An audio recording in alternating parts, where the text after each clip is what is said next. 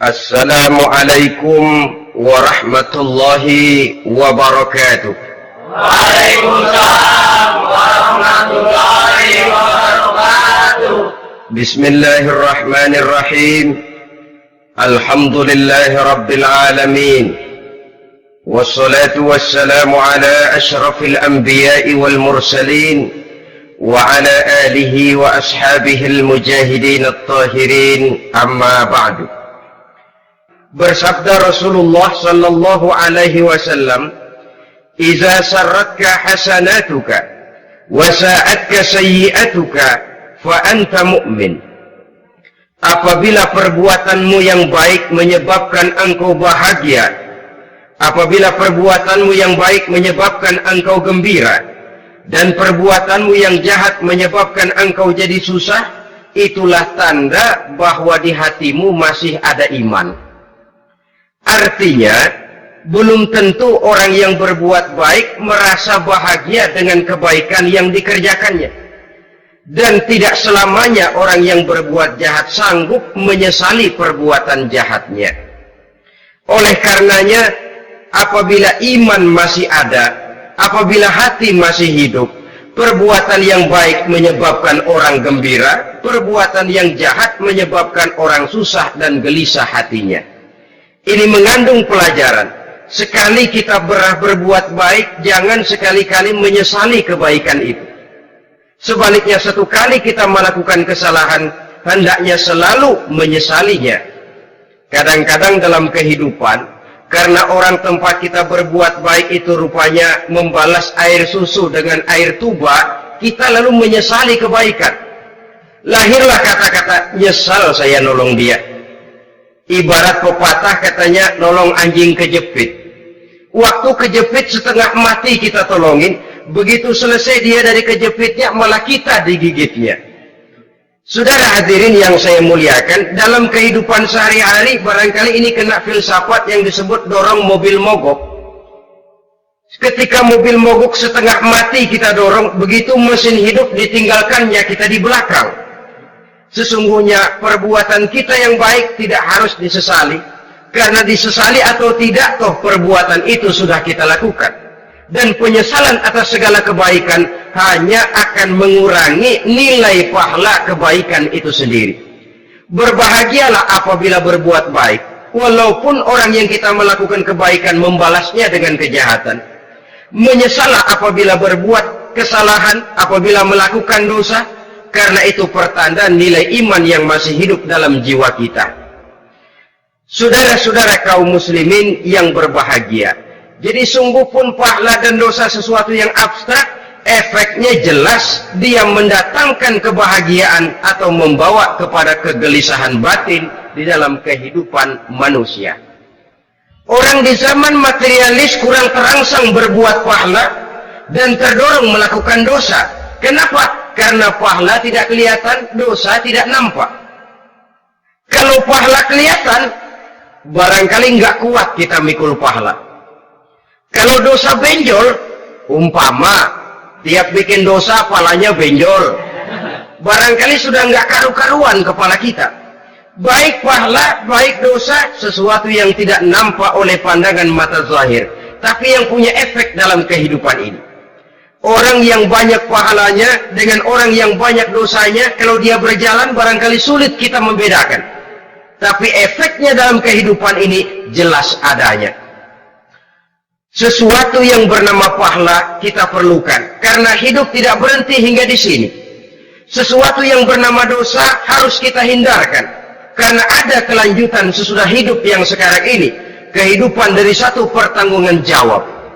Itu sebabnya Imam Ghazali dalam bahasa yang indah sekali berpesan, "Jaddidis safinah fa innal bahra amiq wa khuziz zad fa innas safara ba'id."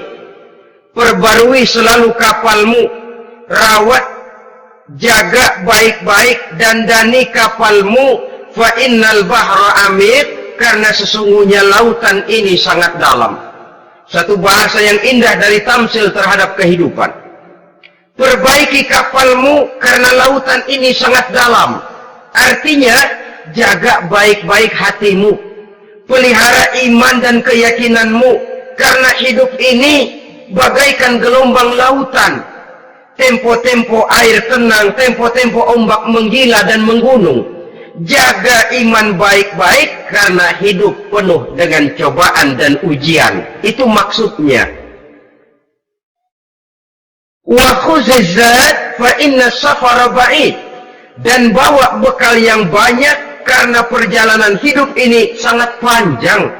Perjalanan ini sangat jauh. Kita kalau pergi keluar kota tentu saja membawa bekal.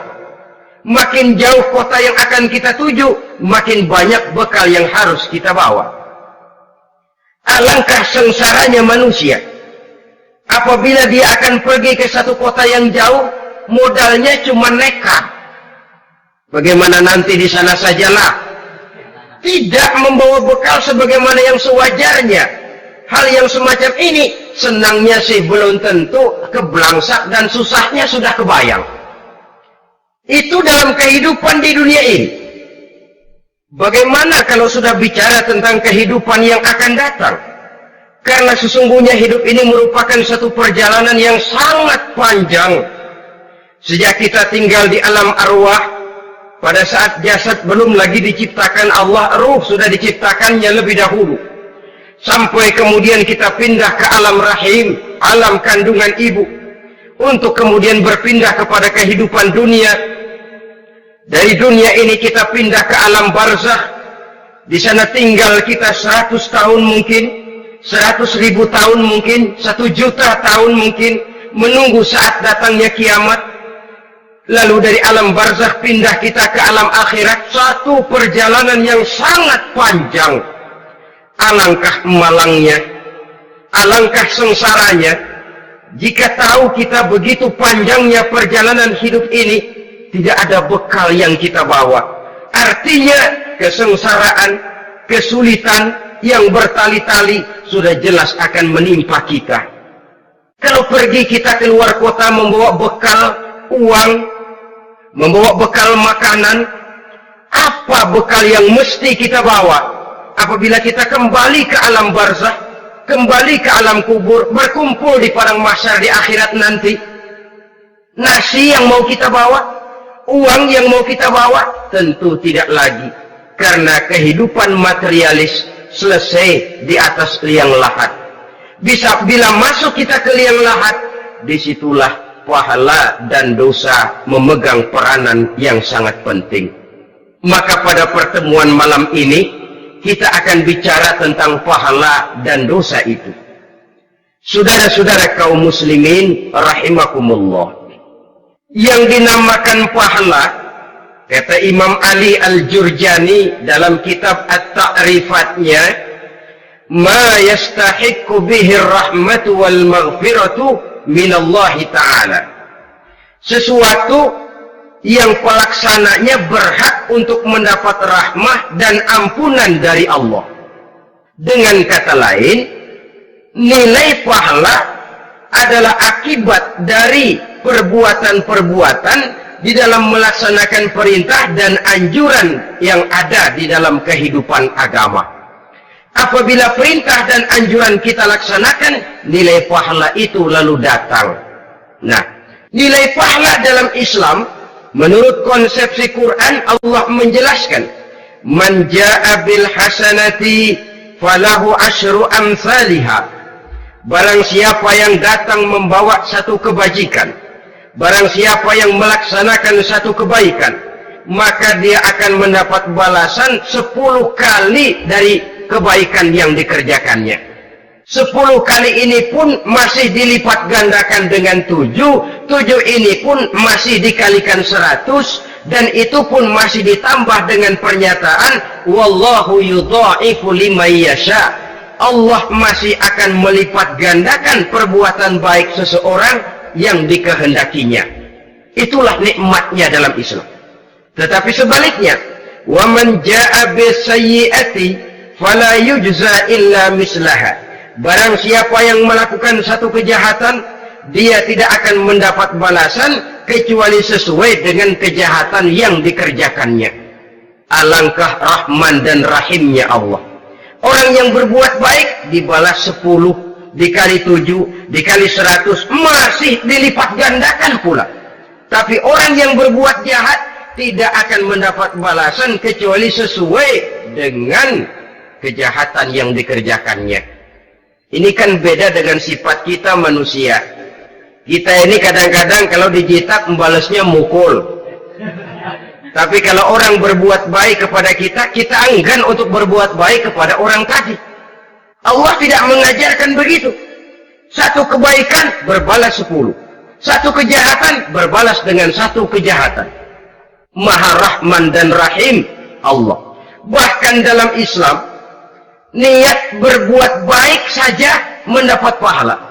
Sedangkan niat berbuat jahat belum ditulis merupakan satu dosa sampai kejahatan itu dikerjakan oleh orang yang niat tadi. Umpamanya, saudara niat nanti malam giliran pengajian saya mau hadir di majelis taklim. Pas datang waktu malam hujan turun sangat lebat.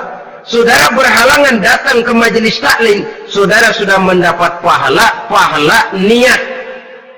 Tapi saudara niat, nanti malam kalau turun hujan, saya mau bongkar rumahnya si fulan, saya mau curi seluruh harta bendanya. Ternyata malam, saudara tidak mengerjakan perbuatan itu belum ditulis dosa, sampai perbuatan itu benar-benar dikerjakan. Tapi lalu jangan macam-macam, kalau begitu niat aja yang baik, biar nggak usah dikerjain. Niat aja pengen ngaji walaupun tidak ada niatan untuk ngaji. Allah lebih tahu tentang apa yang terdetik di dalam hati sanubari kita. Itulah sebabnya sangat dianjurkan orang untuk melakukan segala macam kebajikan, dan dianjurkan orang menjauhkan segala macam bentuk kejahatan, karena dia akan berefek melahirkan dosa dan pahala. Dosa dan pahala itulah alat untuk memperoleh kebahagiaan di alam kubur, di padang mahsyar, sampai di akhirat nanti. Di dunia ini mungkin segalanya bisa kita beli dengan yang namanya uang. Keamanan kita bisa menyewa petugas untuk menjaga rumah kita. Kendaraan yang mewah bisa kita beli. Udara yang sejuk bisa kita ciptakan. Siapa banyak uang, dia raja. Mungkin itu di dunia. Tapi bisa apa uang kalau kita sudah masuk ke alam kubur? Bisakah munkar nakir kita sogok? Udah kakir, jangan nanya nih, cepet.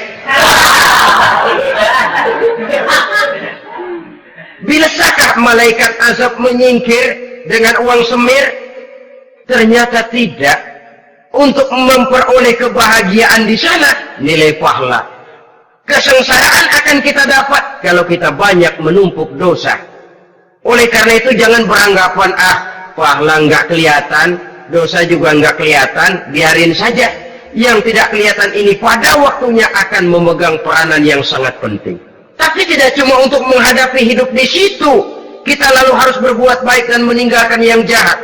Terutama juga di dunia ini. Toh pepatah bilang gajah mati meninggalkan gading, harimau mati meninggalkan belang. Apa yang akan kita tinggalkan setelah kita mati? Kita ingin jasad kita boleh hancur terkubur tanah, tapi nama kita ingin hidup terus, dikenang orang 100, 1000, bahkan 1.000.000 tahun yang akan datang. Ditulis orang dengan tinta emas dalam sejarah, tercatat kita sebagai orang baik-baik. Saudara-saudara kaum muslimin rahimakumullah. Lalu perbuatan apa yang bisa mendatangkan pahala itu? Saudara-saudara, semua perbuatan yang diperintah dan dianjurkan oleh Allah, yang dikerjakan dengan ikhlas hanya untuk mencapai ridho Allah, mendatangkan pahala. Kadang-kadang menurut pendapat kita remeh, tapi nilainya di sisi Allah besar. Itu pahala. Menghitung pahala itu hak prerogatif Allah. Perbuatan yang ringan Allah mau berikan ganjaran yang besar, itu urusan Allah. Misalnya, kata Nabi, la tahqiranna minal ma'rufi syai'an. Jangan kamu menganggap remeh perbuatan baik walaupun kecil. Jangan merasa sulit melakukan perbuatan yang mengandung pahala. Bertemu dengan teman, muka kita cerah, berpahala. menyingkirkan duri di jalanan berpahala, menolong orang yang sesat, memberitahu orang yang bertanya berpahala. Tidak sulit kalau kita mau. Yang diperintah dan dianjurkan oleh agama itu perbuatan yang mengandung nilai-nilai pahala. Masalahnya cuma tinggal mau atau tidak dan dikerjakan dengan ikhlas. Bertemu teman mukanya cerah, pahala. Menyingkirkan duri di jalanan, pahala. Sedekah, pahala. Tidak berupa perbuatan, bisa berupa ucapan. Misalnya bersolawat, pahala. Bertasbih dan bertahmid, pahala. Kata Nabi, kalimatani khafifatani 'alal lisan, saqilatani fil mizan. Ada dua kalimat yang enteng di lidah tapi berat di timbangan akhirat nanti. Apa itu? Subhanallah walhamdulillah. Itu kan amalan yang ringan, perbuatan yang mudah saja, tapi nilainya demikian besar dalam pandangan Allah. Jadi pendeknya, perbuatan yang bernilai pahala adalah perintah dan anjuran agama yang dilaksanakan dengan ikhlas semata-mata untuk mencapai ridho Allah, itu mengandung pahala. Niat dasarnya itu harus karena Allah, landasannya harus karena ikhlas. Bukan cuma sekedar basa-basi, tidak karena ingin dipuji orang, tidak karena mengharap tanda jasa, tapi ikhlas semata-mata. Dari perbuatan yang paling kecil dan mudah sekali sampai kepada amalan-amalan yang besar dan memerlukan biaya yang besar, seperti melaksanakan ibadah haji, seperti jihad fi sabilillah, membangun masjid, membangun pondok-pondok pesantren, membangun pusat-pusat kesehatan, membangun jalan-jalan umum, termasuk menjaga keamanan. Jangan dikira loh, sistemling umpamanya, menjaga keamanan kampung tidak berpahala. Kalau diniatkan ibadah, menjaga ketenangan warga supaya mereka tekun ibadah, ikhlas karena Allah, itu juga bernilai ibadah. Keluar kita dari rumah, pergi pagi, pulang sore, peras keringat, banting tulang cari nafkah buat menghidupi anak istri kita. Kalau diniatkan ibadah, melaksanakan kewajiban sebagai kepala rumah tangga, membantu orang tua sebagai anak, itu juga perbuatan-perbuatan yang mengandung pahala. Yang terbaik sesuai dengan bidang kehidupan kita. Ada orang yang dinamakan abid, ahli ibadah, pahala yang paling baik bagi dia banyak-banyak tahajud, sembahyang malam, wirid, zikir, tasbih. Ada yang dinamakan orang alim, pahala yang paling baik buat orang macam ini mengajar, menyebarkan ilmu, mendakwahkan Islam. Ada yang disebut wali, pejabat pemerintah, petugas. Amalan pahala yang paling baik buat orang semacam ini melayani masyarakat, bekerja di bidangnya sesuai dengan profesinya. Saudara hadirin yang saya hormati, jadi dengan demikian perbuatan-perbuatan yang mengandung nilai-nilai pahala ini bisa perbuatan yang menurut kita kecil namun punya nilai besar. Apalagi perbuatan besar dengan biaya yang besar, tentu makin besar juga pahala yang disediakan oleh Allah Subhanahu wa ta'ala. Oleh karenanya, kalau kita bercermin dari ayat Quran, hidup ini kesempatan untuk berbuat baik. Huwallazi khalaqal mauta wal hayata liyabluwakum ayyukum ahsanu amala. Dialah Allah Tuhan yang telah memberikan hidup dan mati kepadamu untuk menguji kamu, siapa di antara kamu yang paling baik amal perbuatannya. Jadi tidak saya rinci, tapi cukuplah satu penjelasan global. Perbuatan yang berpahala adalah perbuatan melaksanakan perintah Allah atau anjuran Allah dengan dasar ikhlas, dengan tujuan untuk mencapai ridho Allah semata-mata. Lalu apa perbuatan yang mengakibatkan dosa itu? Saudara-saudara, dosa lahir akibat melakukan larangan Allah atau mengerjakan yang dicelaknya. Nah, para ulama ada yang membagi dosa itu menjadi dua bagian. Ada dosa-dosa kecil, ada dosa-dosa besar. Tetapi sebenarnya ditinjau dari segi hakikatnya, kalau sudah melakukan satu kesalahan yang mengakibatkan dosa, jangan dilihat besar dan kecilnya, tapi kepada siapa dosa itu kita kerjakan. Sebab kalau dosa kita anggap satu yang kecil, orang akan terangsang untuk mengerjakan yang kecil-kecil saja. Sehingga dengan demikian, yang kecil pun akan menjadi besar kalau ditumpuk-tumpuk. Sedangkan yang besar bisa saja menjadi kecil kalau selalu diiringi dengan permohonan ampun kepada Allah. Itu sebabnya para ulama sufi, orang-orang tasawuf mengatakan la saghair ma'al istimrar wa la kabair ma'al istighfar. Tidak ada dosa yang kecil kalau dikerjakan terus-menerus, dan tidak ada dosa yang besar kalau digempur tiap saat dengan perbuatan istighfar atau memohon ampun kepada Allah Subhanahu wa ta'ala. Cuma saja pada umumnya, karena dosa-dosa kecil itu lebih mudah taubatnya, dan ada janji Nabi, barang siapa yang meninggalkan dosa-dosa besar akan diampuni dosa-dosanya yang kecil-kecil.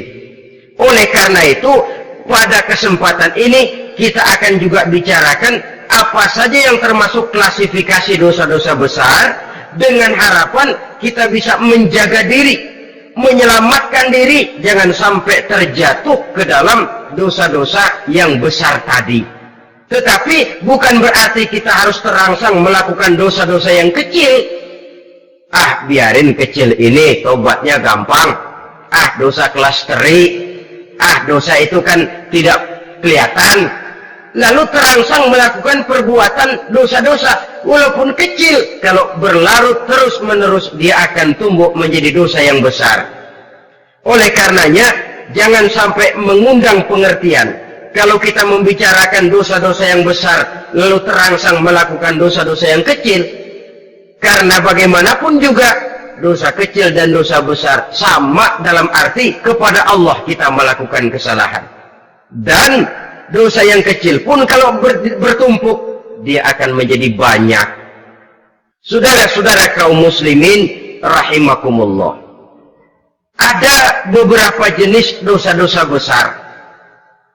Jenis yang pertama, asyirku billah, syirik atau menyekutukan Allah.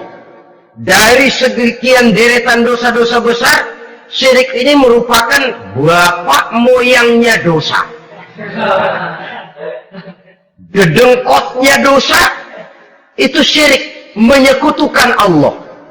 Bahkan dosa yang lain Allah masih mau mengampuni, tapi kalau sudah syirik, menyekutukan Allah, itu sudah satu dosa yang tidak berampun sama sekali. Oleh karena itu tepat pesan Imam Ghazali tadi, jadi di safinah fa innal bahra amik, jaga iman, pelihara akidah, dandani kapal, karena hidup ini gelombang lautan sangat dalam, hidup banyak cobaan. Di dalam hidup di zaman sekarang ini, saudara bisa perhatikan, di mana tensi ekonomi tinggi, lapangan kerja sulit, persaingan hidup makin tajam, sifat egois dan individualis tumbuh di mana-mana, rasa solidaritas sosial menurun, sifat gotong royong musnah, orang mudah potong kompas, potong jalan, ingin cepat kaya, ingin cepat naik pangkat, ingin dapat kedudukan. Kadang-kadang akidah pun terjual, akidah pun musnah, jatuh ke jurang syirik pun tidak jadi soal. Itu yang kita khawatirkan. Kalau dosa-dosa yang lain Allah masih mau mengampuni, tapi kalau sudah jatuh kepada syirik, Allah sama sekali tidak akan memberikan ampun. Dalam kaitan dengan ini barangkali tepat sinyalemen Imam Ali itu. Andai kata kemiskinan merupakan satu kepribadian, saya akan membunuhnya lebih dahulu. Artinya memang kemiskinan ini sering mendorong orang kepada jurang kemusyrikan. Tidak tahan menghadapi godaan perut akibat tensi ekonomi yang tinggi, lapangan kerja yang sulit. Iman pun jadilah ditukar dengan 3 liter beras.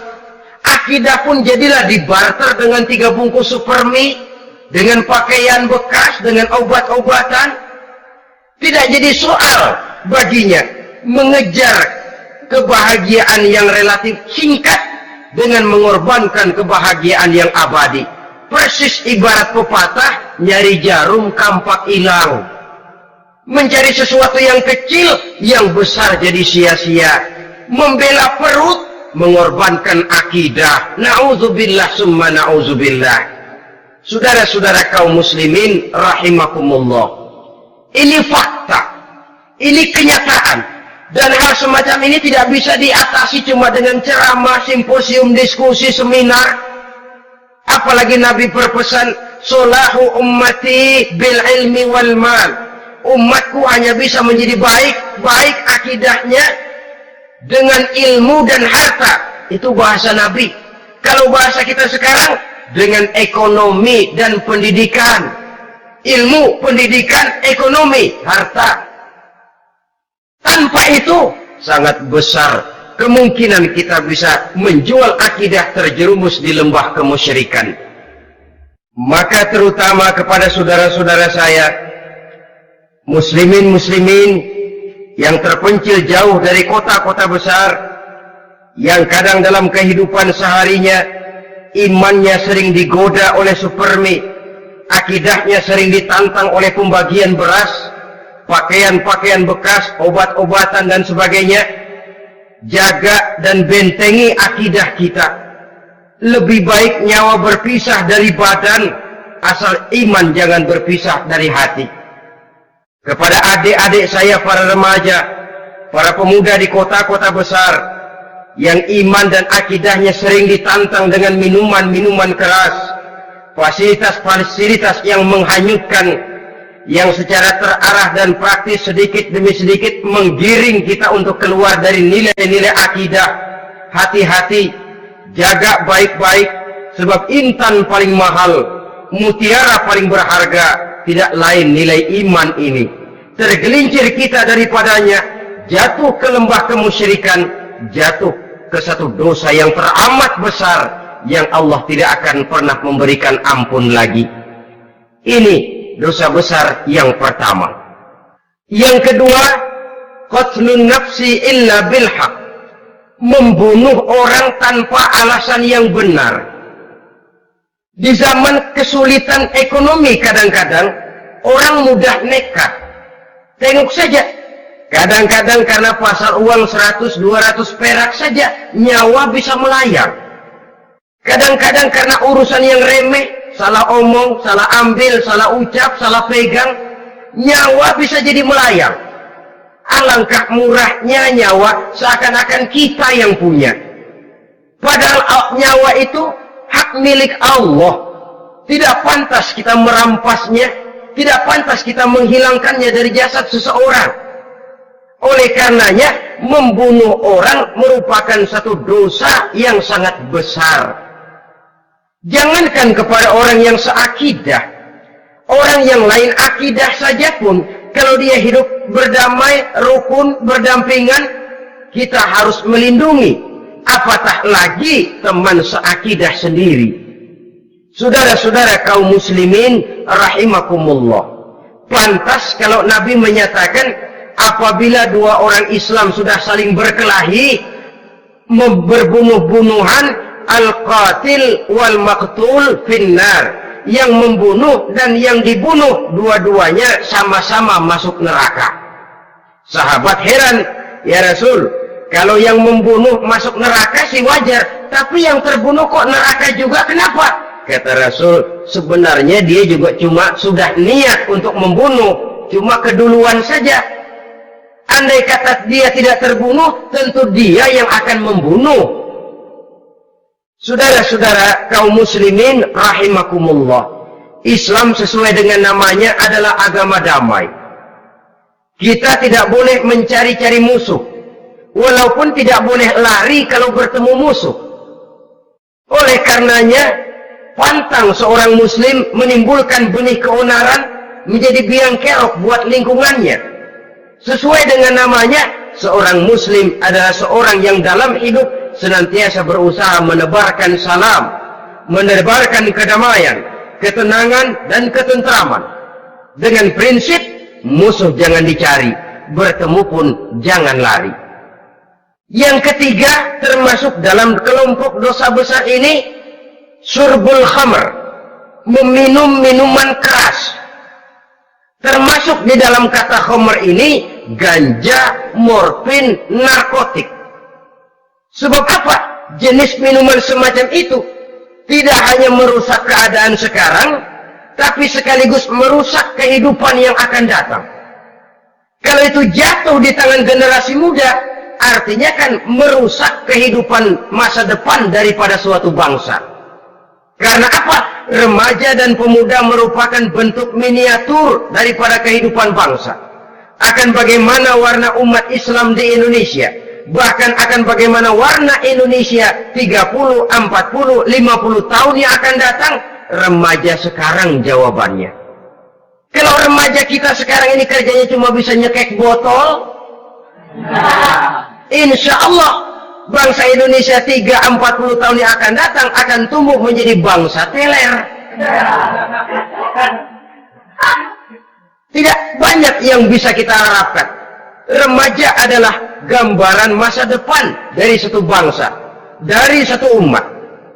Dan remaja itu di dalam dirinya secara fitrah terkumpul semua bakat, terdapat semua kemungkinan. Kita ini lahir membawa sifat pemimpin, tapi juga membawa sifat pengacau. Kita ini ada bakat jadi orang jujur, ada bakat jadi pengkhianat. Kita ini ada bakat menjadi orang baik-baik, kita juga punya bakat jadi biang kerok. Kita kemungkinan bisa jadi pemimpin bangsa, tapi juga bisa menjadi pemimpin bangsa. Nanti lingkungan dan pendidikan akan menumbuhkan, membentuk mana yang tumbuh lebih subur. Kalau lingkungan dan pendidikannya lebih banyak bercerita tentang kejujuran, maka nilai kejujuran yang akan tumbuh lebih banyak dalam jiwanya. Dan insya Allah diharapkan dia akan menjadi manusia yang jujur di kelak kemudian hari nanti. Dan masalah minuman keras ini sebenarnya berkait. Kita tidak bisa cuma menyalahkan remaja saja, menyalahkan pemuda saja. Karena bagaimanapun masalahnya kompleks. Menghancurkan sesuatu tanpa melihat kausalnya, tanpa melihat sebab akibatnya akan sama juga bohong.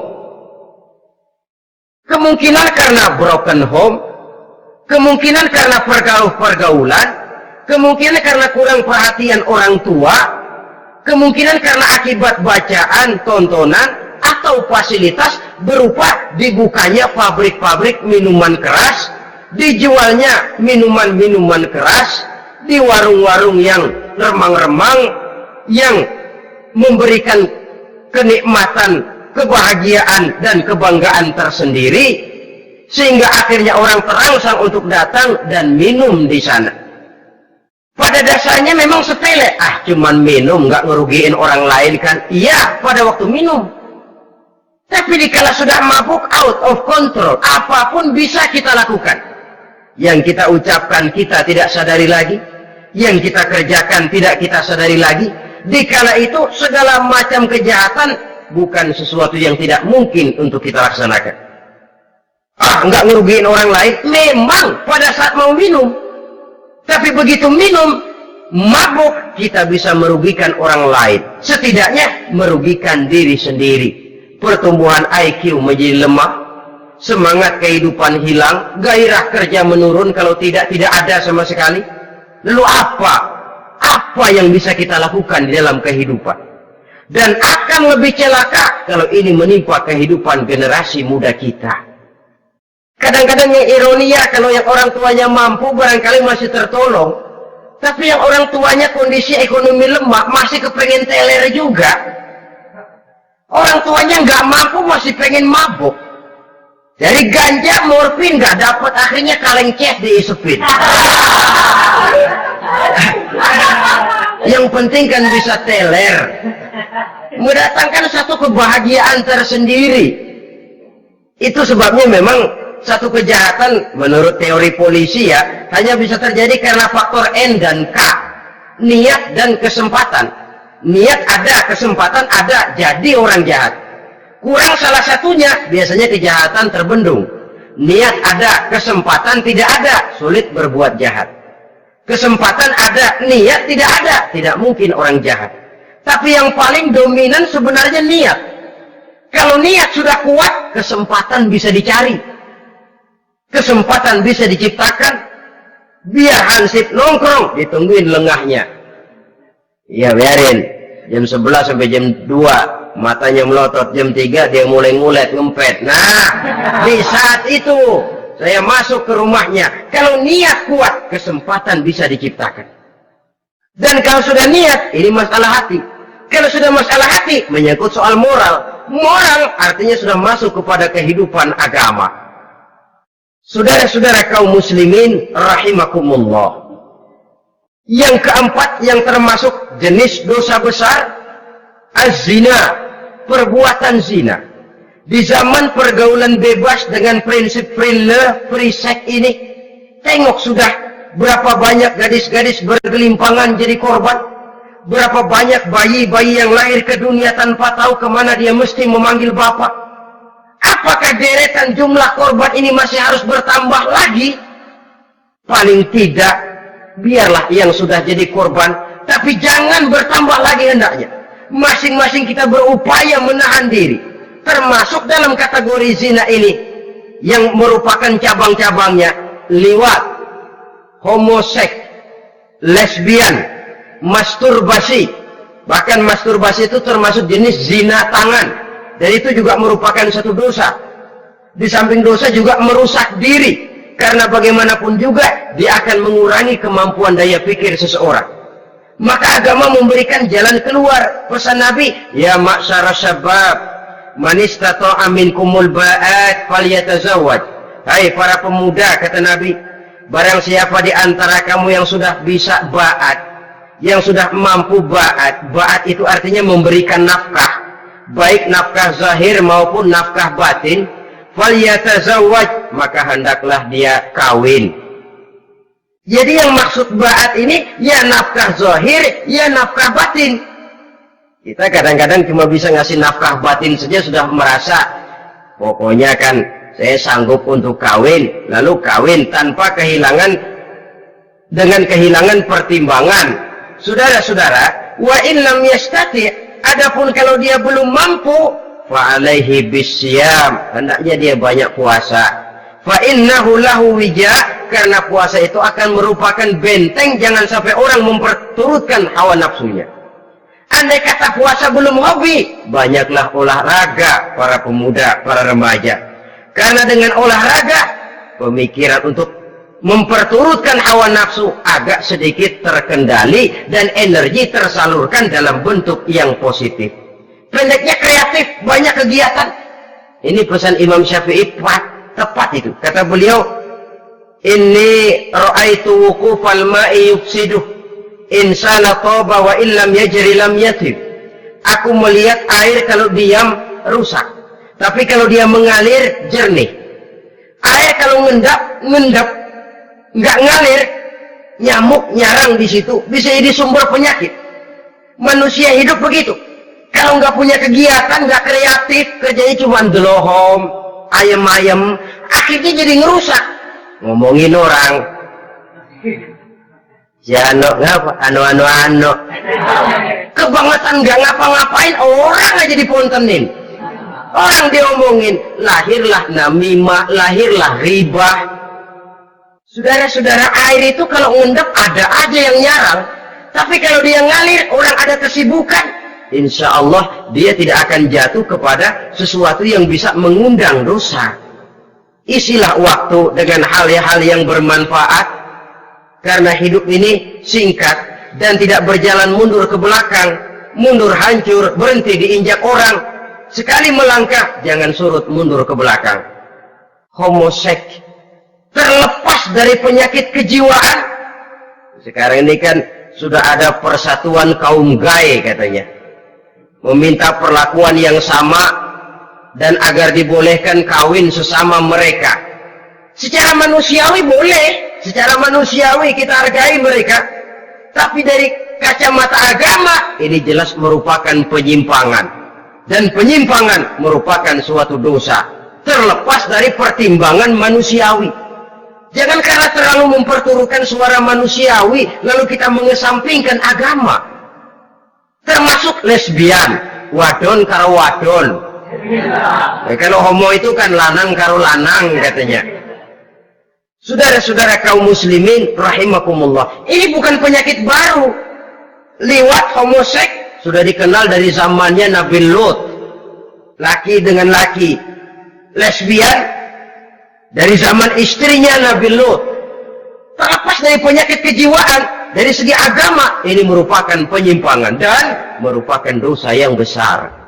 Yang kelima, yang termasuk jajaran dosa kelas kakap, qazful mu'minina wal mu'minat, menuduh orang mukmin yang baik-baik, laki atau perempuan, melakukan perbuatan zina sehingga hancur namanya di masyarakat. Ini merupakan satu perbuatan dosa yang sangat besar dan sangat dimurkai oleh Allah. Saudara-saudara kaum muslimin rahimakumullah, oleh sebab itu di tentang masalah ini, kalau memang tidak ada saksi, jangan sembarang kita enteng lidah menuduh orang lain berbuat zina, menuduh orang lain berbuat serong. Dosanya kelewat besar di dalam kehidupan. Karena apa? Mencari harga diri itu berat, memelihara kehormatan diri jauh lebih berat. Satu kali orang dihancurkan namanya di masyarakat, dia akan terisolir jadinya. Oleh karenanya, berlindung kita kepada Allah, jangan sampailah dihinggapi oleh sifat ini. Karena sentimen kita kepada seseorang, karena hasad kita kepada seseorang, tidak senang melihat orang lain lebih maju, lalu lidah ini seenaknya saja mengucapkan kata. Padahal sanksi dan resikonya sangat besar. Yang kita tuduh barangkali mendapat pahala dari Allah. Kita sendiri yang menuduh tanpa saksi, tanpa alasan yang benar, mendapat dosa yang sangat besar. Saudara-saudara, memang kadang-kadang aneh dalam hidup ini. Seorang pelacur biasanya bisa menjaga mulutnya di masyarakat, kata-katanya baik, sopan. Kenapa? Karena mulut yang satu sudah tidak terjaga.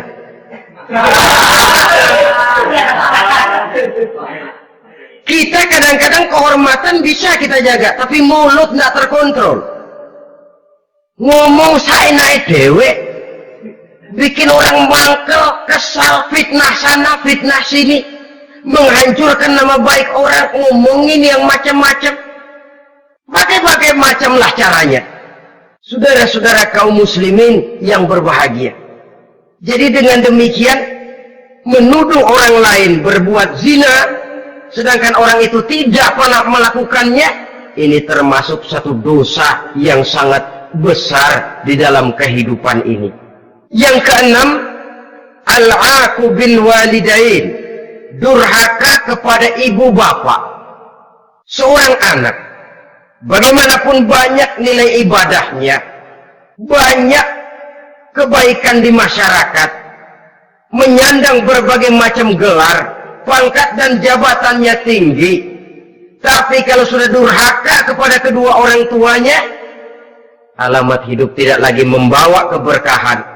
Dan itu dosa yang sangat besar. Sampai Nabi sabdakan, ridho Allah ada di dalam keridhoan ibu bapak, murka Allah pun ada di dalam kemurkaan ibu dan bapak. Walaupun belum tentu setiap kita orang tua, tapi yang jelas setiap kita adalah anak, dan setiap anak punya ibu dan bapak. Jangan sampai kacang lupa kepada kulitnya. Saudara-saudara kaum muslimin rahimakumullah, durhaka kepada ibu bapak merupakan perbuatan yang sangat dimurkai oleh Allah. Apalagi ibu yang telah melahirkan kita, bahkan mengandung kita. Begitu juga bapak yang telah berusaha peras keringat banting tulang untuk mengasuh membesarkan kita. Tidak ada perbuatan baik yang kita lakukan untuk bisa menebus kebaikan daripada ibu dan bapak kita. Setidaknya kalau belum bisa berbuat baik kepadanya, kepada keduanya, janganlah menyakiti hati keduanya. Itu saja dulu yang harus dijaga. Kadang-kadang sudah berbuat baik enggak, nyakitin melulu. Sudah nyenangin belum bisa, saban sehari nyakitin saja. Padahal kedua orang tua itu doanya manjur, sebagaimana sumpahnya juga bisa jadi kenyataan, dan sering bahkan menjadi kenyataan. Sampai ibu bapak sudah wafat, sudah meninggal sekalipun, kewajiban berbakti masih harus terus dilakukan oleh seorang anak. Lalu yang ketujuh, at-tawalli yaumaz zahfi, berpaling pada hari pertempuran. Orang sedang sibuk-sibuk menghadapi musuh, maksudnya berjuang membela agama ini, dia lari menyelamatkan diri. Pengecut, mental munafik.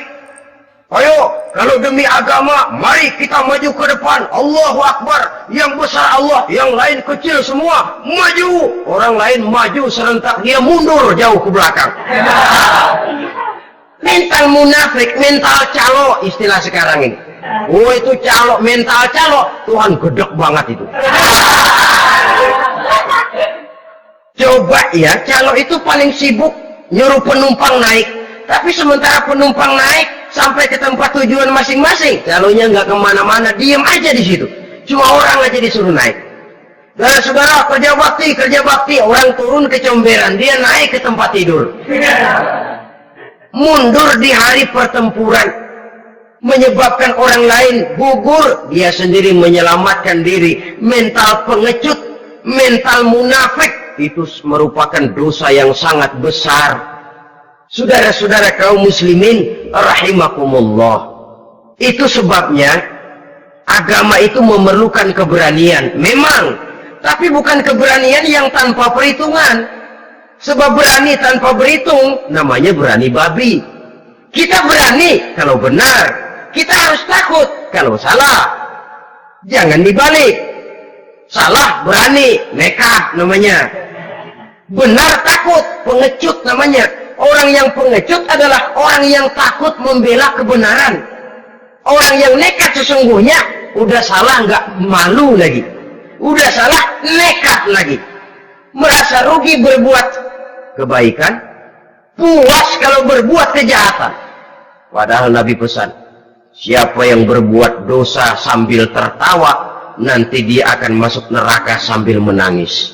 Karena itu dipesan pula di dunia ini, sering-seringlah mencuci mukamu dengan air mata taubat, cuci lidahmu dengan zikir kepada Allah, bersihkan hatimu dengan air ikhlas. Saudara-saudara kaum muslimin rahimakumullah, kan ada toh orang berbuat baik nggak gembira, tapi berbuat jahat malah puas. Atau sama saja, orang lain berbuat baik, hatinya kesel. Orang lain berbuat jahat, dia malah mendukung. Atau orang lain tergelincir berbuat jahat, dia malah girang. Ini kan tidak objektif. Karena yang berbuat baik, orang yang dia keselin, dia nggak seneng. Tetapi karena yang berbuat jahat, orang yang dia senengin, dibenerin juga. Itu nggak objektif namanya. Mundur di hari pertempuran pada saat saudara-saudara kita sedang menghadapi musuh, sikap pengecut yang sangat dibenci Allah. Yang kedelapan, termasuk kelompok dosa besar, aklu malil yatim, makan harta anak yatim. Kadang-kadang ada orang mengeksploitir loh nasib anak-anak yatim. Karena biasanya para dermawan peka kalau mendengar nasib yatim, memberikan santunan. Si yatim belum makan, yang ngurusin udah pada kenyang. Mengeksploitir, memakan harta anak yatim termasuk dosa yang sangat besar. Sehingga Nabi pesan, ana wa kafilul yatim kahataini yaumal qiyamah. Aku dan orang yang menyantuni anak yatim seperti dua jari ini di hari kiamat. Rumah yang paling dimuliakan Allah adalah rumah yang di dalamnya ada anak yatim yang hidupnya dihormati, hidupnya disantuni, keperluannya dicukupi. Maaf saja, tahap kita menyantuni anak yatim ini baru tahap setahun sekali. Kalau Muharram kita agungkanlah, kita besarkan. Lebaran yatim katanya. Kita kumpulkan dana, kita usap kepala yatim, kita kumpulkan beras, kita bagikan hari itu. Perkara bulan depan kelaparan, kita tutup kuping. Perkara bulan berikutnya dia kelaparan, kita masa bodoh. Bahwa di bulan Muharram kita santuni yatim piatu itu sudah baik. Tapi akan lebih baik lagi kalau kita sanggup menjadi bapak asuh mereka, memikirkan sekolah mereka, ada kontinuitas. Kalau mereka diasuh oleh orang lain, lalu bertukar agamanya, berpindah akidahnya, kita ngomel habis-habisan. Tapi kita ada kemampuan, kita tidak mau berbuat semacam itu. Ya sama juga bohong namanya. Saudara-saudara kaum muslimin rahimakumullah. Orang yang menyantuni yatim mendapat pahala besar. Tapi orang yang mengkorup harta anak yatim, dosanya juga sangat besar. Berhati-hatilah kalau kita diberikan kepercayaan oleh masyarakat untuk mengurus anak-anak yatim. Karena pahalanya besar, resikonya juga besar. Yang kesembilan, syahadatuz zur, sumpah palsu. Sebab sumpah palsu ini menggunakan nama Allah untuk sesuatu yang tidak benar. Nama kita saja dibawa untuk yang tidak benar, kita jengkel.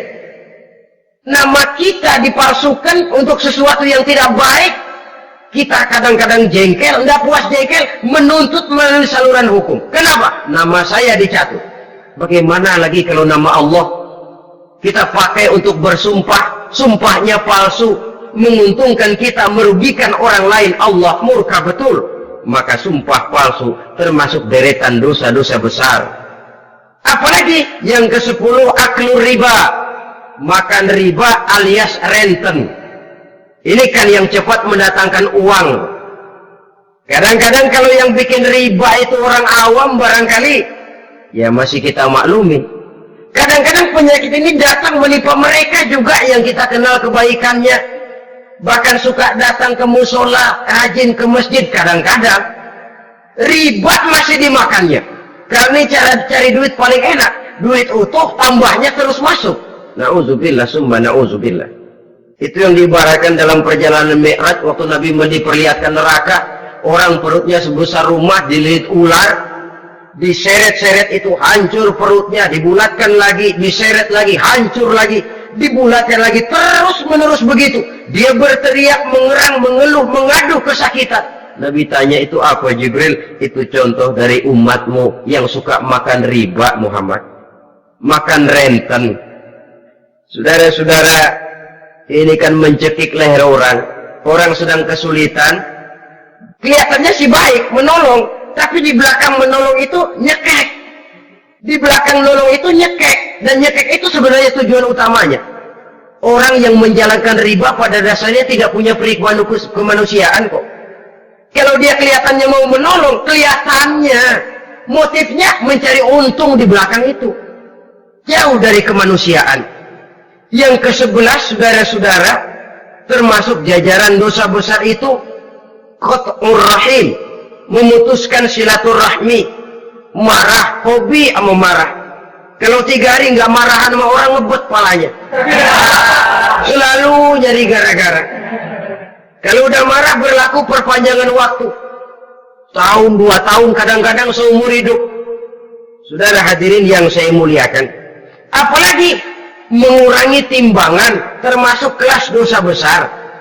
Makan suap termasuk dosa besar. Semir menyemir dosa besar. Apalagi bunuh diri. Bunuh diri